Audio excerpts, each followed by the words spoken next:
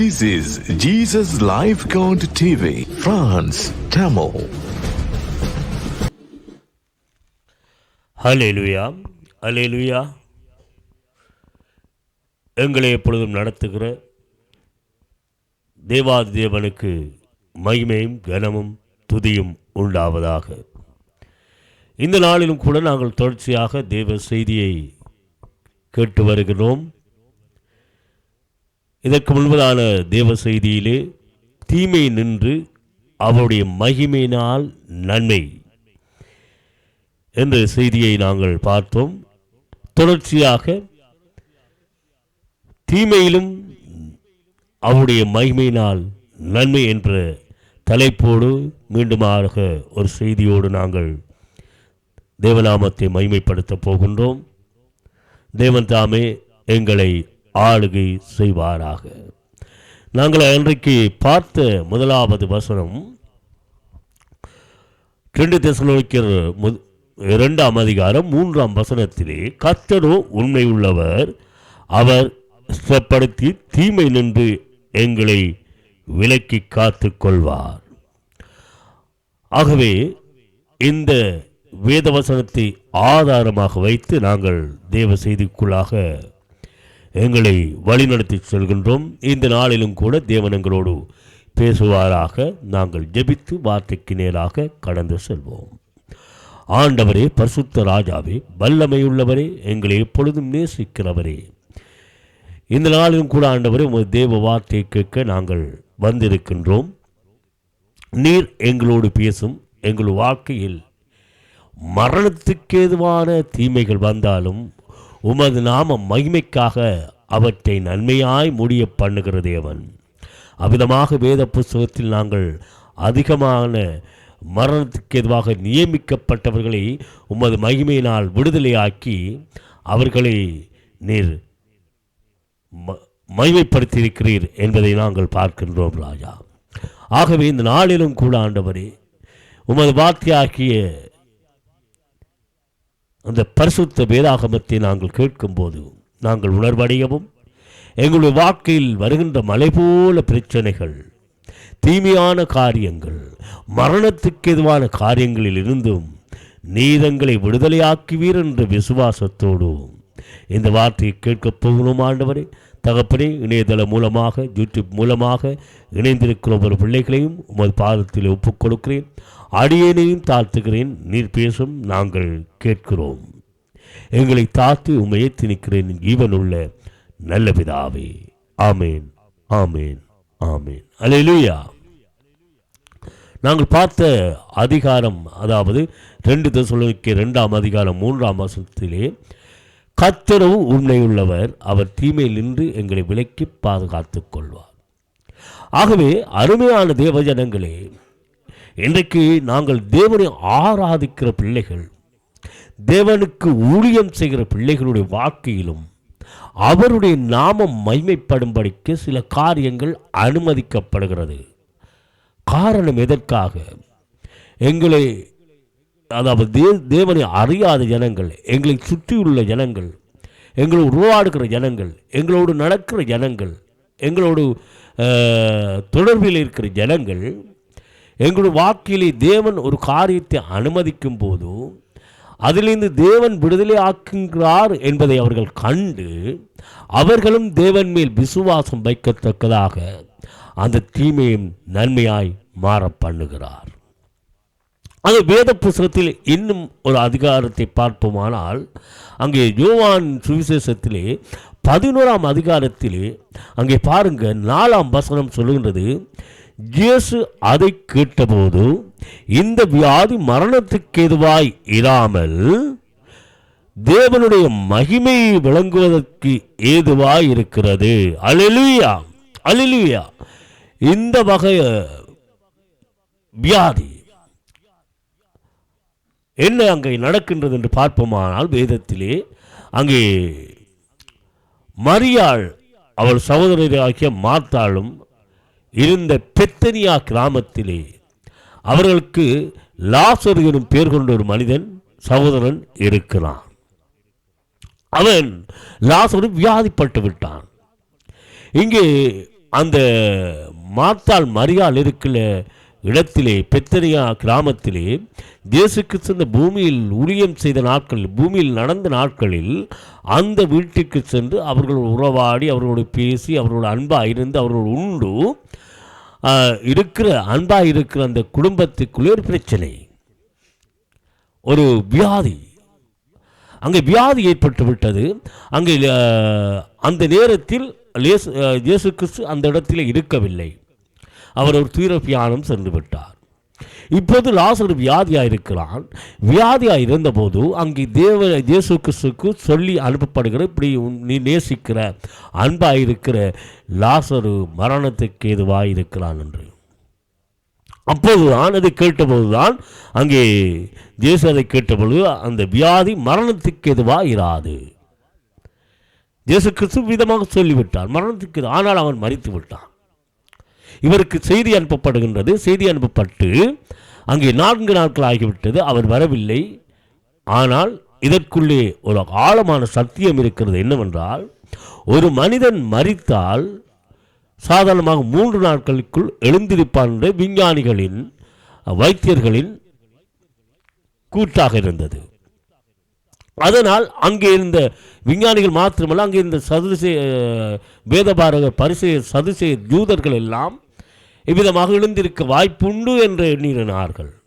ஆனால் 4 நாட்கள் ஆன பின்பு அது நாறிப் போய்விடும், நாட்டம் எடுத்துவிடும் அந்த பிணம். ஆகவே அதை அடக்கம் பண்ணிடுவார். அதுக்கப்புறம் எழும்ப முடியாது.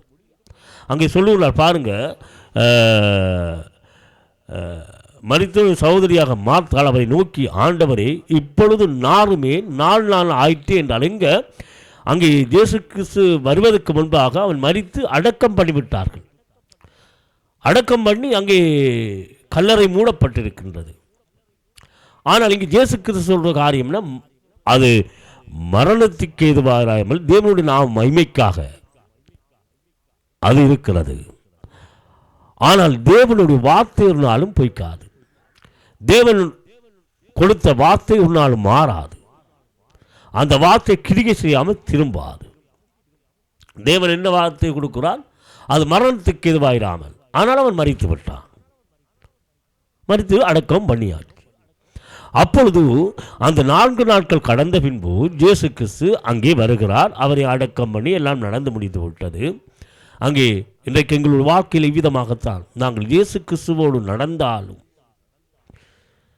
இயேசு கிறிஸ்துவோடு நடக்கும்போது எங்கள் வாழ்க்கையில் பெரிய பிரச்சனைகள், கொந்தளிப்புகள், வேறு விசுவாசிகள் மூலமாக, வேறு ஜனங்கள் மூலமாக எங்களுடைய ஊழியத்தின் நிமித்தம் எங்களை அவர்கள் துன்பப்படுத்தி அந்த ஊழியம் நாட்டம் அடிக்கும்படிக்கு சில காரியங்களை செய்வார்கள். ஆனால் அதனால் தேவநாமம் மகிமைப்பட அவர் காரியத்தை வைத்திருக்கின்றார். பல ஊழியர்கள் வாழ்க்கை நாறிப்போனதுக்கு காரணம் அவர்களுடைய இச்சையினால் எழுப்புன்னு நாறி போயிருக்கிறார்கள். ஆனால் தேவ சித்தம் நிறைவேறுவதற்காக, தேவநாமம் மகிமைப்படுவதற்காக சில காரியங்களை அனுமதிக்கிறார். இன்றைக்கு என்னுடைய வாழ்க்கையிலும் நான் இயேசுவை ஏற்றுக்கொள்ள முன்பதாக என்னுடைய வாழ்க்கை நாட்டமாக இருந்தது. மரித்து போகலாம் என்று இடத்தை தேடி அலைந்த நேர அந்த 1 மணி நேர வேளையிலே ஒரு தாய் மூலமாக இயேசு என்னை தொட்டார். அல்லாட்டி நாறிப்போன வாழ்க்கை, என்னுடைய சரீரம் எல்லாம் நாட்டம். நான் மரணத்துக்கு என்னை எத்தனித்து கொண்டிருந்த நேரத்தில் 1 மணி நேரத்துக்கு முன்பதாக அந்த தாயார் என்னை சந்தித்ததனால் இன்றைக்கு நான் தேவ சமூகத்தின்று ஊழியத்தை செய்கிறேன். அதனால் நான் என்னுடைய குடும்பத்தை பிரிந்து, எல்லாம் பிரிந்து, என்னுடைய ஊரில் உள்ள சகோதரங்களை எல்லாம் பிரிந்து, என்னுடைய தாய் தகப்பனோட தொடர்புகள் எல்லாம் இல்லாமல் போனதனால் என்னுடைய வாழ்க்கை இன்னும் மோசமாகிவிட்டது. ஆனாலும் தேவன் தூக்கின போது அவருடைய நாமம் விளங்கினது. இன்றைக்கு என்னுடைய சகோதர உறவுகள் எல்லாம் என்னை தேடி வரும்படிக்கு கிருபை பாராட்டியிருக்கிறார். அவர்கள் ரட்சிப்புக்கு எதுவாக நடக்கத்தக்கதாக தேவன் கிருபை பாராட்டி கொண்டிருக்கிறார். ஆகவே அருமையான தேவஜனங்களே, நாறிப்போன வாழ்க்கை தேவநாம மகிமைக்காக சில காரியங்களை அனுமதிக்கிறார். இன்றைக்கு லாசரு மரித்து போய்விட்டால், அடக்கம் பண்ணிவிட்டார்கள். ஆனால் அங்கே சகோதரி சொல்ல அதை அடக்கம் பண்ணியாச்சு, அதை திறந்தால் நார்மை என்றெல்லாம் சொன்னபோது தேவனுடைய வார்த்தை என்ன? அது மரணத்துக்கு எதுவாயிராமல் தேவநாம மகிமைக்காக. ஆகவே அவன் மரித்து விட்டான், அடக்கம் பண்ணிவிட்டால் தேவனுடைய நாமம் மகிமைப்பட வேண்டும். ஏன் மகிமைப்பட வேண்டும் என்றால், இந்த யூதர்கள் வேதபாரக பரிசெயரெல்லாம் அந்த 3 நாளுக்குள்ளே அவர்கள் எழும்ப வாய்ப்புண்டு. அதனால் அவர் வராமல் தாமதிக்கிறார். 4 நாட்கள் வந்தால் ஒருவர் மரித்தால் எழுந்திருக்க முடியாது. ஆகவே தான் அங்கே வருகிறார். வந்தபோது இவர்கள் அழுது கொண்டிருக்கிறார்கள். ஆனாலும் இயேசு கிறிஸ்து என்ன சொல்கிறார் என்றால், அவருடைய வார்த்தை நிறைவேறுகிறது, அவருடைய நாமம் மகிமைப்படுகிறது. பாருங்க, இவைகளெல்லாம் சொன்ன பின்பு லாசருவை வெளியே வா என்று உரத்த சத்தமாய் கூப்பிட்டார். அங்கே அடக்கம் பண்ணி 4 நாட்களாக மரித்து போன அடக்கம் பண்ணி அங்கே கல்லறையில் வைத்து மூடப்பட்டியாச்சு. பிரேதச்சீலையெல்லாம் கட்டப்பட்டிருக்கின்றது. அப்போதும் இயேசு கிறிஸ்து லாசருவை வெளியே வாழ்ந்து உரத்த சத்தமாய் கூப்பிட்டார். அப்பொழுது மரித்தவன் வெளியே வந்தான். அவன் கால்களும் கைகளும் பிரேதச்சீலைகளும் கட்டப்பட்டிருந்தது, சீலைகளினால் கட்டப்பட்டிருந்தது.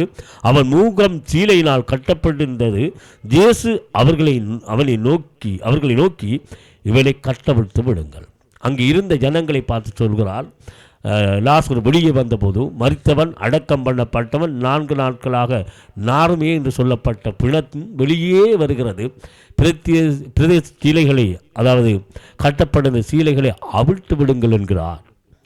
அப்பொழுது மரித்தவன் வெளியே வந்தான். அவனுடைய கால்களும் கைகளும் பிரேத சீலையினால் கட்டப்பட்டிருந்தது. அவன் முகம் சீலையினால் கட்டப்பட்டிருந்தது. இயேசு அவர்கள் நோக்கி அவர்களை கட்டவிழ்த்து விடுங்கள் என்றார். அப்பொழுது பிரதான ஆசாரியரும் ஆலோசனை சங்கத்தை கூடிவரச் செய்து, நாம் என்ன செய்கிறென்று, இந்த மனுஷன் அநேக அற்புதங்களை செய்கிறார் என்று சொன்னது மாத்திரமில்லை, அவர்கள் சிலர் பரிசேயரிடத்தில் போய் இயேசு செய்தவர்களை அவர்களுக்கு சொன்னார்கள். பாருங்க, இந்த காரியம் என்ன நடந்தது? இந்த பரிசேயர் சதுசேயர் வேதபாரகர் எல்லாம் ஒருவன் 3 நாட்கள் பின்பு எழும்ப முடியாது. தேவ நாம மகிமைக்காக அங்கே அனுமதிக்கப்பட்டிருக்கிறது என்பதை நாங்கள் அறிந்து கொள்ள வேண்டும். இன்றைக்கு எங்கள் வாழ்க்கையிலே ஒரு புயல், ஒரு கொந்தளிப்பு, ஒரு நெருக்கம், ஒரு வேதனை, ஒரு காரியம் வரும்போதும் அந்த காரிய நிமித்தமாக தேவன் ஒரு காரியத்தை அனுமதித்திருக்கிறார். ஆனால் அதை நன்மையினால் முடிசூட்ட பண்ணுவார். அங்கே பாருங்க, யோபு புத்தகத்தில் 20ஆம் அதிகாரம் 29ஆம் வசனம், என் மகிமை என்னில் செலுத்த கையில் உள்ள வெல் புது பலன் கொண்டது. அவன் உத்தமனும் சன்மாக்கனும் தேவனுக்கு பயந்து பொல்லாப்புக்கு விட்டு விலகுறவனுமாக இருந்தார். ஆகவே நாங்கள் என்ன செய்ய வேண்டும்? கர்த்தரை உண்மையாக தேட வேண்டும். அவர் உண்மையுள்ளவர். ஆகவே உண்மை உள்ள தேவன், அவர் சத்தியம் உள்ள தேவன், அவர் எங்களை எல்லா தீமையிலிருந்து விலக்கி பாதுகாத்துக் கொள்வார். ஆகவே நாங்கள் என்ன செய்ய வேண்டும்? வைராக்கியமோடு வாழ வேண்டும். உண்மை உள்ள தேவனின் விதமாக இருக்கிறாரோ நாங்களும் உண்மை முத்தமாக வாழ வேண்டும். அவ்விதமாக வாழும்போது அங்கே பாருங்க, இந்த யூதர்கள் என்ன செய்தார்கள்? அங்கே அந்த 45ஆம் வசனம், யோவான் 11:45ஆம் வசனத்திலே, அப்பொழுது மரியாதத்தில் வந்திருந்த ஆறு, அங்கே லாசரு மரித்து அடக்கம் பண்ணப்பட்ட இடத்துக்கு வந்த அங்கே வந்த யூதர்கள் அநேகர் அவரிடத்தில் விசுவாசம் உள்ளவர் ஆனார்கள். அல்லேலூயா. ஆக என்ன நடந்தது? தேவநாமம் மகிமைப்பட்டது. இந்த மரணத்தினால் அவன் ஜீவனோடு வந்தது மாத்திரமல்ல, அங்கே யூதர்களும் மனம் திரும்பினார்கள், விசுவாசித்தார்கள். அல்லேலூயா. இதற்காகத்தான் எங்கள் வாழ்க்கையிலே பிரச்சனைகள் வருகின்றதுக்காக நாம் உடைந்து போகக்கூடாது. சபை என்று போகிறேன், தேவனை ஆராதிக்கிறேன், தேவனை மகிமைப்படுகிறேன், தேவனை துதிக்கிறேன். ஆனால் என்னுடைய வாழ்க்கையில் ஒரு கொந்தளிப்பு, என்னுடைய வாழ்க்கையில் ஒரு போராட்டம், என்னுடைய வாழ்க்கையில் ஒரு நெருக்கம், என்னுடைய வாழ்க்கையில் ஒரு வேதனை, கண்ணீர் என்று நாங்கள் உடைந்து, நான் அடுக்கிறேன், போகிறேன், வருகிறேன், ஆராதிக்கிறேன், ஏன் என்னுடைய வாழ்க்கையிலே மட்டும் இந்த பாடுகள் என்று நாங்கள் சிந்திக்கக்கூடாது. தேவன் அனுமதித்திருக்கிறார். சில காரியங்கள் உண்மையாய் உள்ளவர்களுக்கு அனுமதித்திருக்கிறார். நீங்கள் மாயமான அன்பு, உண்மைக்காக மாத்திரம் தேவனை தேடுவீர்களானால் அந்த காரியத்திற்கு தேவன் விடுதலை கொடுக்க மாட்டார். அது தேவன் மகிமைக்குரியதல்ல. ஆனால் தேவனுக்குள்ளாக பவுல் பாருங்க, உன் நிமித்தம் அடிக்கப்படுகிறோம், கொல்லப்படுகிறோம், ஆடுகளைப் போல எண்ணப்படுகிறோம், எவ்விதமாக நடந்தாலும், எந்த காரியங்கள் வாழ்க்கையில் நடந்தாலும் தேவனுடைய அன்பை விட்டு நம்மை பிரிக்க மாட்டான் என்று நிச்சயித்திருக்கிறேன் என்று ரோமர் 8ஆம் அதிகாரம் 35, 36, 37 வசனத்திலே பார்த்தால் உங்களுக்கு தெரியும். ஆகவே அவ்விதமாக நாங்கள் எந்த நேரத்திலும் என்ன கொந்தளிப்போ, இந்த நெருக்கமோ, இந்த வேதனையோ, இந்த கண்ணீரோ, இந்த கவலையோ, இந்த வியாதிக்கு எதுவான மரணத்துக்கு எதுவான வியாதியோ வந்தாலும் எல்லாம் தேவநாம மகிமைக்காக என்று நாங்கள் வாழ்வோமானால் தேவன் எங்களை விடுதலையாக்குறது மாத்திரமல்ல, அவர்களுடைய நாமம் மகிமைப்படுவது மாத்திரமல்ல, மற்றவர்களும் மனம் திரும்புவதற்கு விசுவாசம் வைப்பதற்கு ஏதுவாக இருக்கும். ஆகவே இந்த காரியமும் கூட ஒரு தீமைதான். லாசருடைய வீட்டிலே தீமைதான், மார்த்தாள் மரியாளுடைய வீட்டிலே தீமைதான். ஆனால் நன்மையாய் முடிய பண்ணினார். எவ்விதமாக நன்மை? லாசரு 4 நாட்கள் அடக்கம் பண்ணப்பட்டு எழுந்து வந்தவன் மாத்திரமல்ல, அந்த யூதர்களும் விசுவாசம் வைத்தார்கள். ஆமேன், அல்லேலூயா.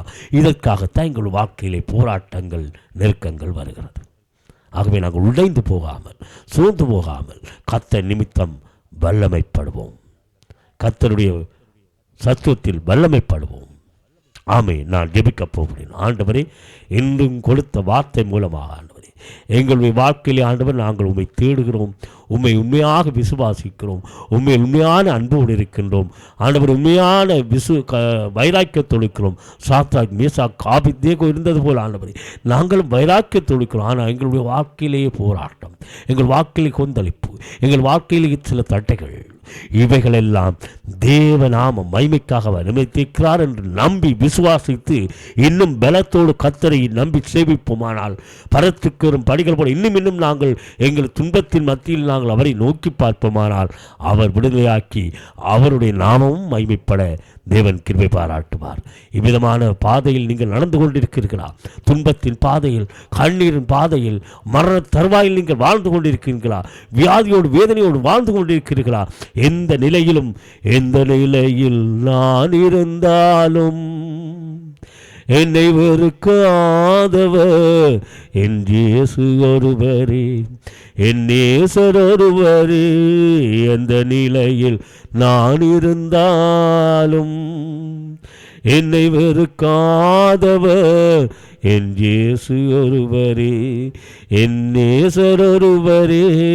எந்த நிலையில் இருந்தாலும் அவர் எங்களை ஒதுக்காதவரும் வெறுக்காதவரும் உண்மையான விசுவாசத்தோடு நாங்கள் வாழ்வோமானால், இம்மைக்காக அல்ல மறுமைக்காக தேவனை நோக்கி வாழ்வோமானால், முதலாவது தேவனோட ராட்சியத்தின் நீதியையும் தேடுவோமானால், அவருக்கு முதலிடம் கொடுப்போமானால், எங்களோட துன்பத்தின் மத்தியிலும், எங்களுடைய வியாதியின் மத்தியிலும், எங்களுடைய கண்ணீரின் மத்தியிலும் அவர் எங்களை விடுதலை ஆக்கி அவருடைய நாமத்தை மகிமைப்படுத்துவார். ஆகவே தேவனே, அந்த பிள்ளைகளை அவிதமாக ஆசீர்வதி, அடியேனை ஒப்புக் கொடுக்கிறேன். நீதங்களை திடப்படுத்தி பலப்படுத்தும் கர்த்தர் சகாயம் பண்ணுவார். இயேசு கிறிஸ்துவின் இனிய நாமத்தில் ஒப்புக் கொடுக்கிறேன் என் ஜீவனுள்ள நல்ல பிதாவே. ஆமேன், ஆமேன், ஆமேன்.